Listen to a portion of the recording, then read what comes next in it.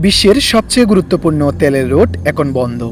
সমুদ্রের মাঝখানে আগুন জ্বলছে, ট্যাঙ্কারে মিসাইল ছুটে চলেছে প্রতিনিয়ত আকাশে। এই যুদ্ধের কেন্দ্রবিন্দু এখন গিয়ে ঠেকেছে হরমুজ প্রণালীতে। যুক্তরাষ্ট্র এবং ইসরায়েলের যৌথ সামরিক হামলায় ইরানের সর্বোচ্চ নেতা আয়াতুল্লাহ আলী খামেনি নিহত হওয়ার পর পরিস্থিতি এখন ভয়াবহ রূপ নিয়েছে। এই ঘটনাকে ইরান দেখেছে তাদের রাষ্ট্রীয় অস্তিত্বের উপর সরাসরি আঘাত হিসেবে, আর পূর্ণাঙ্গ প্রতিশোধের অংশ হিসেবে ইরান ঘোষণা করেছে হরমুজ প্রণালী তারা বন্ধ করে দিয়েছে। এবং তারা আরও জানিয়েছে, যদি নিষেধাজ্ঞা অমান্য করে কোনো নৌযান হরমুজ প্রণালীর উপর দিয়ে যাওয়ার চেষ্টা করে, তবে তা তারা ধ্বংস করে দিবে।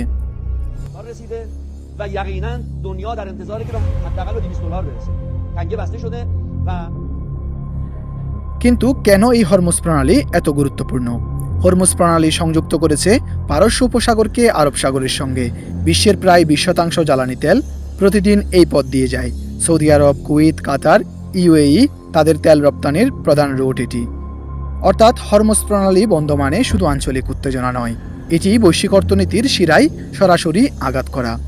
ইরান শুধু হরমুজ প্রণালী বন্ধ করে থেমে নেই, তাদের কাছে মজুতকৃত ব্যালিস্টিক ও ক্রুজ ক্ষেপণাস্ত্র ব্যবহার করে উপসাগরীয় অঞ্চলের বিভিন্ন লক্ষ্যবস্তুতে হামলা চালানো শুরু করেছে।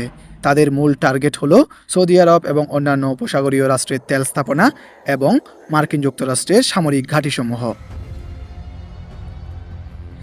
ইরানের মজুতকৃত ক্ষেপণাস্ত্র কতটা ভয়ঙ্কর হতে পারে? ইরান মধ্যপ্রাচ্যের অন্যতম বড় ক্ষেপণাস্ত্র ভান্ডারের মালিক। তাদের হাতে রয়েছে ব্যালিস্টিক মিসাইল, ক্রুজ মিসাইল এবং ড্রোন বহর।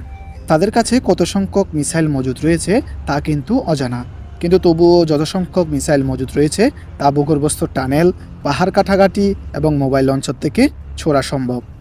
ইরান সরাসরি বিমান শক্তিতে পিছিয়ে থাকলেও ক্ষেপণাস্ত্র শক্তি তাদের ডিটারেন্স অস্ত্র হিসেবে ব্যবহৃত হয়। হরমুজ প্রণালী বন্ধ হওয়াতে যুক্তরাষ্ট্র এখন কি করতে পারে? যুক্তরাষ্ট্র এই পরিস্থিতিকে শুধু আঞ্চলিক সমস্যা হিসেবে দেখছে না। তাদের লক্ষ্য বৈশ্বিক জ্বালানি সরবরাহ স্বাভাবিক রাখা, মিত্র দেশগুলোর নিরাপত্তা নিশ্চিত করা, ইরানের সামরিক সক্ষমতা ভেঙে ফেলা। সম্ভাব্য পদক্ষেপ হিসেবে তারা নৌবাহিনী দিয়ে হরমুজ করিডোর খুলে দিতে পারে, ইরানের ক্ষেপণাস্ত্র গাড়িতে বিমান হামলা জোরদার করতে পারে এবং উপসাগরীয় অঞ্চলে প্রতিরক্ষা ব্যবস্থা আরও শক্তিশালী করার ব্যবস্থা করতে পারে। কিন্তু যদি সৌদি আরবের তেল স্থাপনায় বড় কোনো আঘাত আসে, তবে যুক্তরাষ্ট্র সরাসরি স্থল অভিযানে জড়াতে পারে। যদি যুক্তরাষ্ট্র এর পশ্চিমা মিত্ররা সরাসরি জড়ায়, তবে যুদ্ধের বিস্তার আরও ভয়াবহ হতে পারে।